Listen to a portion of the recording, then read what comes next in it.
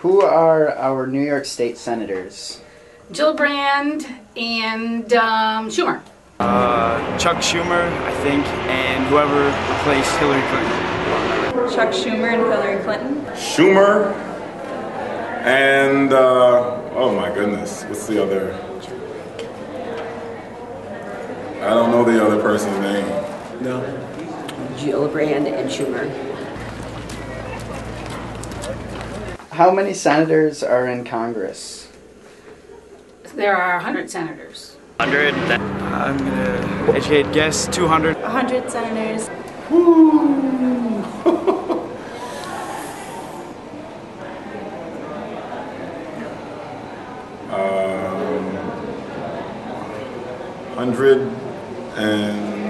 120, roughly.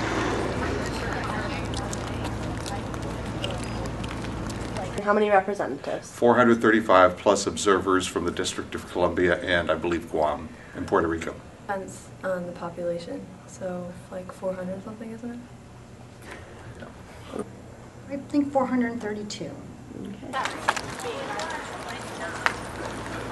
What are your thoughts about the recently passed healthcare reform bill? I think it's a start, and I am not wanting to see it be revoked. I want to see us move forward in this path. I think it's a start on a long path. I don't know enough about it to really make an opinion about it. I know that I think it's good that we're moving towards healthcare reform, but I don't know enough about the specific bill. Well, the way I think about it is like a lot of people are complaining about how you're being forced to buy health insurance now, but the way I feel about it is like what would you be bought beforehand instead of it? Because if you develop cancer or something, you'll be in hundreds of thousands of dollars of debt if you don't have health insurance. Right. I think it's imperfect. I think they rushed it. I think there's lots of good things, some bad things, and like many bills, there's just too much in one bill. The bill itself might be far less than perfect, but it's something the country needs. Have you read the 2,000-page document? Of course not. No. Hey! Has anyone in Congress? I have not. I don't have that many hours during the day. Have you read the summary of the document? I've read summaries, yes. Bits and pieces of it. Nope. I have online. Do you consider healthcare to be an individual right or a privilege to those who can afford it? Oh, I think healthcare is a right, and we've been off balance in that, in the disparity between who gets healthcare and what type of healthcare. And I've worked in this system a long time and have seen it. I just think it should be a right. Well, I believe it's based on the country and the country's economy. Obviously, if you're in a country that has the kind of economy the United States has, there's absolutely no reason why there isn't health care provided. I think it's an individual right. Individual right. There is no choice. I think healthcare is something that we deserve. How do you feel about the Republican opposition to the bill, such as voting strictly on party lines and a refusal to work towards a bipartisan solution? I tend to lean a little more to the left, but I think both sides have not done a good service to the general population by trying to be so partisan in this. I see why Democrats had to do that to get it through, and it was a start. I don't get the whole concept of throwing everything out so we can now have a Republican bill, because they have a lot of the same goals. So let the Democrats have that bill and then build upon it in a way that's constructive for the majority of the people.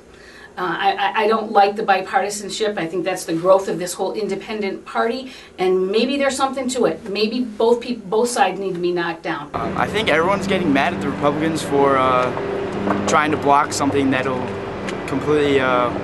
You think we're in a deficit now? Just wait till they pass it. I think it's immature, and I think they're acting like spoiled children who aren't getting their way. Where do you usually get your news and current information? I listen to NPR a lot. That's where I get a lot of my information. So I take it off of PBS or NPR. I listen, I can pick up the evening news. I like to listen to BBC News because I think it's really interesting. So I listen to 6 o'clock news on WXXI from them. It's interesting to get another perspective on our politics, so more than just the Americans' perspective. Fox, let's see, where else? I don't know, I listen to like CNN. A lot of the I watch some of the talking heads like Hannity, Rush Limbaugh, O'Reilly. Surprisingly, I read newspapers and I watch a lot of television news, CNN, Fox News when I need a laugh. Let's see, I think I can think of more places than Sarah Palin. I read the local papers, I check things online, I'm subscribed to both Newsweek and to Time Magazine. Television, watch CNN, watch the network's news shows, things like that. Do you feel the source of information coerces consumers towards a certain ideology or point of view? I do. And sometimes, as much as I think NPR can be, they do pick both sides, sometimes the way they question will lead you down one way or another. You can kind of read in if you think about it. It's not purely objective either. None of them are. Oh yeah, the Democratic media, I mean, everyone but Fox is so far left that it's just brainwashing everyone. You have no idea. Absolutely. You can tell that at one time, you can tell which news station is supporting which president. I think on all spectrums it does, like all networks. Everyone does that, but people forget that news anchors shouldn't be like political figures. They're just news anchors. So, I mean, take it how you want it. Just, I'd like it when when someone wasn't trying to put a spin on it. Right. Like think tanks are not what we need. Yeah, I think quite often we become consumers with a capital C, in the sense that we believe that we end up having to have the latest and the greatest things, and people learn to have to say no. It absolutely does, and that's why I try to vary my mediums and where I get my information from. Do you think that a well-informed public will contribute to a more effective democracy? I would, at 60 years old, I would love to think that that would happen. But reality tells me that it won't. I think that with our economy today and the way that it has been since the Nixon era and since Vietnam, we no longer trust many of our government officials, so that a major portion of the United States citizens no longer will pay attention to our politics or our political system. It should, but it hasn't happened yet. I think there's always going to be a mix. That it's not a perfect world. It's never going to be. Oh, for sure. I mean, I would hope that if people are more informed about like politics and what's going on in our government, they may go out and vote. I mean, at least then they know what's going on and they have no one to blame but themselves. Absolutely, civic engagement is critical.